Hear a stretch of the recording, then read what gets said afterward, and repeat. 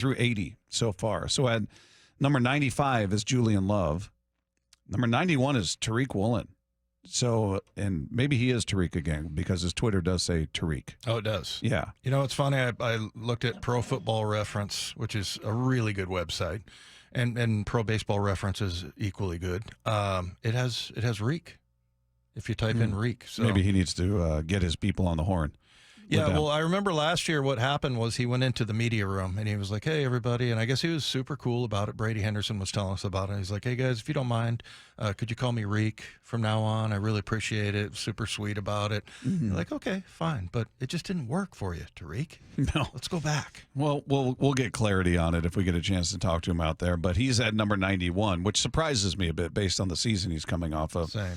And DK Metcalf at number 84 so far.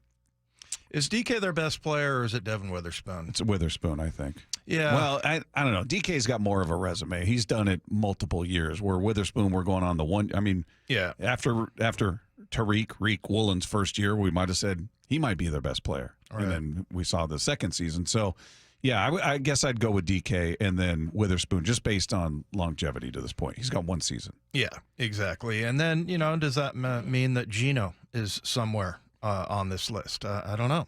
I'm not sure, but I would say no, because I don't think he's a better quarterback than DK is a wide receiver. Yeah, personally, but maybe the league feels differently. It's voted on by players, so maybe he is there, but I wouldn't have him higher than Metcalf. But maybe they do. I wouldn't have him higher than Witherspoon. I can tell you that. Yeah, no, I wouldn't either. But I'm just curious if that's. But because if not, then that's pretty much it, right? I mean, you got Boye Mafe, maybe. I doubt it. But if you're going top player in the entire league, yeah, he's one of the top players on this team. Yeah, he's not a top 100, not yet. I'm just trying to come up with names, though. I mean, if Lucas was healthy, I don't think it's Charles Cross. Yeah, I mean, right now, maybe Big Cat, but Big Cat, he got paid a lot of money, but he hasn't really. The one thing that he did last year that was just so impressive was splitting double teams and just some of the things that he did, but like you don't really get paid for that. You get paid to get sacks and tackles for loss. So, yeah, he makes it tough on opposing offenses, but it's not like he has big numbers. Yeah, I would say prior to last season, Tyler Lockett should be on that list. Yeah. I would probably put him in the top 100. Now, last year he took a step back, and we'll see if that was just an aberration or if this is just his skills are declining, his speed, whatever. We'll find out this year. But there was one other one that I found here, and this is from everybody's favorite out here, Pete Prisco, who was just seems like he likes to prod the Seahawks, and at the time Russell Wilson. He's of CBS Sports. He put out his entire top 100. And there's one Seahawk on his top 100, and it's Devin Witherspoon at number 74. So DK is not there. Julian Love's not there. Geno, whoever else you think is worthy of being considered for that top 100 list, he's got one. And that's pretty sad because, I mean, typically, we in the past during the Pete era, you're looking at Bobby Wagner and Russell Wilson, of course.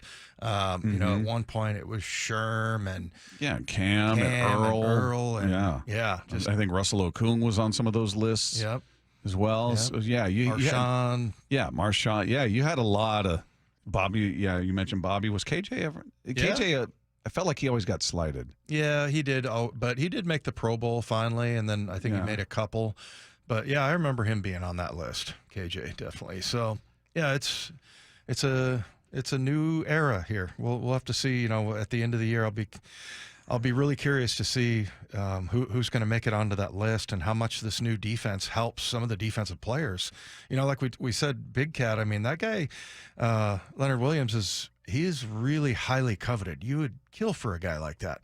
He's a big defensive tackle that is as big as anybody on the line. He's flexible. He can pretty much rush from anywhere, even on the edge. And he just really hasn't got it going. I think the Seahawks see the value in him. But I think mostly when you brought in Mike McDonald, he looked at that guy and was like, man, we can do some serious damage with this guy, and especially if you have Byron Murphy over at the other tackle. Yeah, so who are the guys that you think maybe shouldn't be there at this moment, but you think will be there? like Byron Murphy. Maybe he's a guy we haven't seen him play yet, so we'll see what that means. But mentioned Boye. Yeah, just picking Murphy where you did, you expect that this guy is not only a starter, he should be pushing for a Pro Bowl. When you pick that high, at least you should have an impact. You should be an impact player. We'll see about Pro Bowl and all that, but that's a guy that I would think, like, if we're talking about this list a year from now, I would hope he's in consideration or on it. Certainly Witherspoon again, JSN, first-round pick. Yeah, we mentioned Julian Love's in there, but maybe a little bit higher for him, And so, the other safety we don't know about, and the other thing, the two inside linebackers. And again, you go back to when Bobby and Jordan and KJ, I mean, those guys always, you just were able to count on them, and now you don't really know. You really don't know just because of the injuries. I think Jerome Baker, he has a lot to like, and he's got a career to back up. He's got a resume, but not at the other spot with Dodson. So there's lots of question marks there. But I would say on defense, Leonard Williams, Julian Love, and probably Boye Mafe would be guys that would really, unless Darrell Taylor, your guy, becomes he's my guy. Outrageous. Because you were there watching him do a backflip and telling him to not do that. You might hurt yourself. But I mean, maybe he becomes just an elite pass rusher like he should be. But he's got all the physical attributes. He sure does. Yeah, but I don't. Does he take that next step? I don't know. I don't know what's preventing him from doing it. Maybe it's the coaches just demanding more of him, demanding more consistency, and I don't know what varies in his game from game to game. Why he's such a presence in this one game, and then you don't hear his name for 3 games, 4 games even, and then he's a presence again. Is it just about matchups? Is he doing something differently in the time between those big games? I don't know what happens with him. I think it's a matter of focus, really. Because I talked about this before. I have seen him play the run really well, like textbook. There was a couple of times and people were saying, well, he can't play the run. And I'm like, no, I don't think it's that he can't. I think it's that he won't, that he needs to really dial in. That way he can be an every down player and have a much bigger effect. But I've seen him do some of the things that are the most fundamental that you can possibly do against the run, and he executes it, but he doesn't do it every time. Yeah. He kind of forgets and goes backwards, and all of a sudden he's pass rushing on a run. So, it's I think he's got the ability. It's just a matter of the focus. Yeah, and outside of him, Mafe, Murphy, I'm just trying to think of somebody. Maybe Uchenna. That's a good one. Uchenna was a very, very valuable player that we didn't realize how valuable he was till he was gone. Yeah.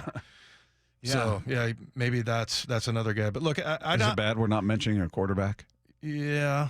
I mean, we're not paying him like that. So, but like I said yesterday, if you're paying a guy $55 million, that means he's Patrick Mahomes. So he better be Joe Burrow or somebody like that, or maybe Jordan Love now. Yeah. Well, I tell you what, I am not shocked at all that they didn't have that many. I thought DK would be higher, and I think maybe Geno should be made, maybe on that list for a guy who's made the Pro Bowl. I know he's an alternate last year, but for a couple of years in a row, I would think he would make top 1.